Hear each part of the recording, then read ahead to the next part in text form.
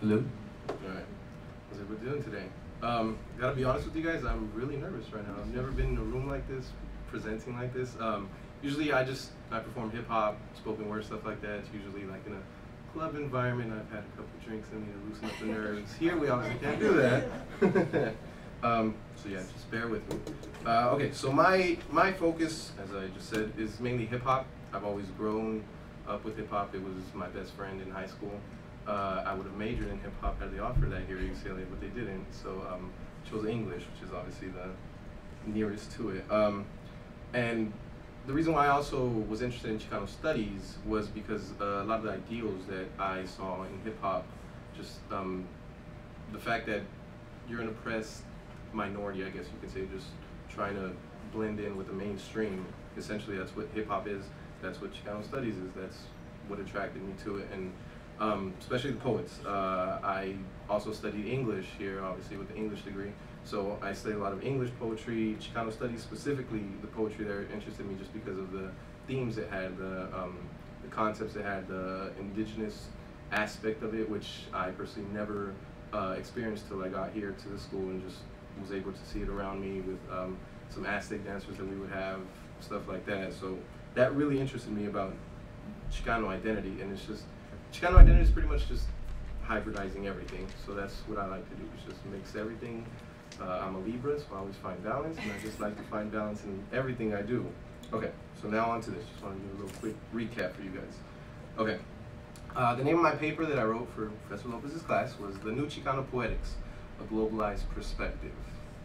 Flashback to the 1960s, a period of social revolution throughout the nation, and one that the newly formed Chicano identity would use as a launching pad to dictate the ideals which it would forever hold steadfast.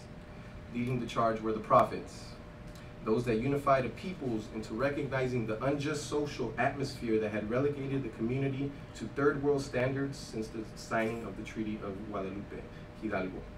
Names such as Alurista, Jimmy Santiago Vaca, and Corky Gonzalez became household throughout the Chicano community, and it is arguable that no other avenue of Chicano artistic innovation held more weight in the movement towards equality than the words of these pioneering Chicano poets. Flash forward to present day. Remnants of a broken revolution that delivered half of what it hoped for, and it left the rest for us to make happen. The prophets are now unofficial. It's not like they were ever official, but and the fan base of the art of poetry itself has grown exponentially, but the strength behind the words has yet to falter. As you all, I'm sure, hear either hip-hop music or I don't know if a lot of you guys check out Chicano spoken word artists. The words, the ideas, everything is still essentially the same. The modern day Chicano poet now blossoms from the streets, has the technology, which is very important nowadays, the resources and history to virally attack the establishment that continues to oppress their and our community, and does so in his or her own way, but with a touch of influence from a number of different sources that aim to accomplish the same goals as the Chicano, hence the hip-hop. A sign that's a sign of the globalized infrastructure that has even benefited Chicano poetry.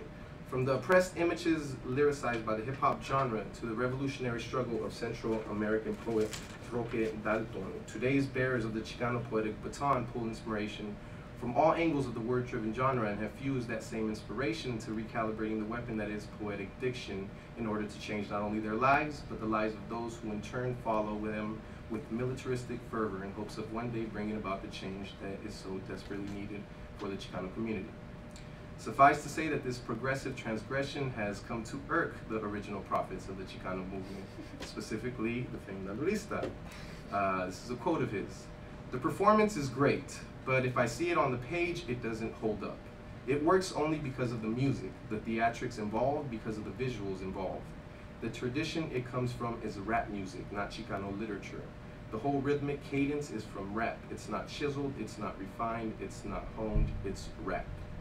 I guess he doesn't like rap. "And herein lies the dilemma that consumes not only Chicano poetry, but the art of all marginalized identities as a whole. Ideals are set forth by principal artists and are expected to be maintained throughout. If you're the one that founds it, you expect everybody to kind of just do what you were doing. But in order to break the shell that encapsulates the art form in a marginalized environment, future artists such as myself must mold and fuse their work into reflecting who or what they are.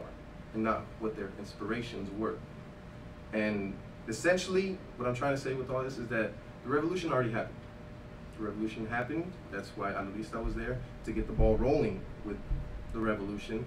And now it's progressed into what it is today. And that's our job, is to make sure that it continues to progress, continues to hybridize with the rest of the American culture. One example, I remember when I was here with the fraternity I was in, we would give a lot of tours to a lot of Latino students that would come to UCLA. And I mean, just walking around, this to me is just, it stands out as something that shows the hybridization that there is in just the culture within the American culture, the minority culture within the American culture. You walk around, you just hear them, it's Latino students, no black students around, just, hey, nigga this, nigga that. Nigga is a word that for the black culture is very specific to them. They, obviously, you don't hear that said unless it's a black person usually, but now it's just commonplace to hear that being mentioned by an Asian kid, by a Latino kid, and that just shows you how accepted everything is, how hybridized everything essentially is with one another, how fused everything is, specifically in terms of music. Okay, and like I said, that's what revolutionaries do. They get the ball rolling, and it's up to us to make it happen. And that's where hip hop comes in.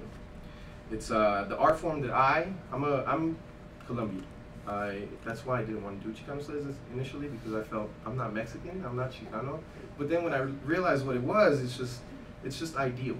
It's you don't identify it by race, you just identify it by ideas. That's the way I see it.